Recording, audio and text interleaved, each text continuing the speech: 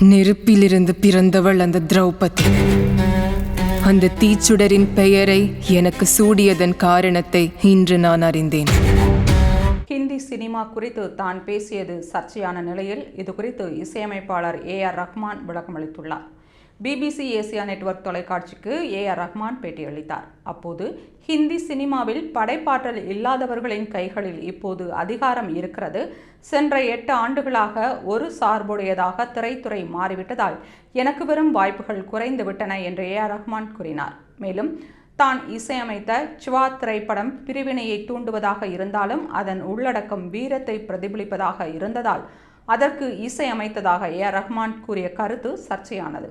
ரஹ்மானின் கருத்திற்கு ஹிந்தி திரைக்கதை ஆசிரியர் ஜாவேத் அக்தர், நடிகையும் பாஜக எம்பியுமான கங்கனா ரணாவத் உள்ளிட்டோர் கண்டனம் தெரிவித்தனர். இந்நிலையில் தனது கருத்து குறித்து ஏ.ஆர். ரஹ்மான் விளக்கம் அளித்துள்ளார்.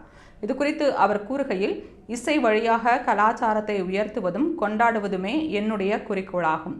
பிறர் வருந்த வேண்டுமென நான் எப்போதும் நினைத்தது இல்லை. எனது வீடு, எனது ஆசிரியர், எனது முன்மாதிரி என அனைத்தும் இந்தியாதான் என்று ஏ.ஆர். ரஹ்மான் கூறியுள்ளார். மேலும் பிரதமர் முன்னிலையில் வேவ்ஸ் கூட்டமைப்பில் நாகா இசைக்கலைஞர்களுடன் சேர்ந்து நிகழ்ச்சியை நடத்தியதாக கூறிய ரஹ்மான், ஹாலிவுட் இசையமைப்பாளர் ஹான்ஸ் ஜிம்மருடன் இணைந்து ராமாயணா திரைப்படத்திற்கு இசை அமைத்ததாகவும் குறிப்பிட்டார்.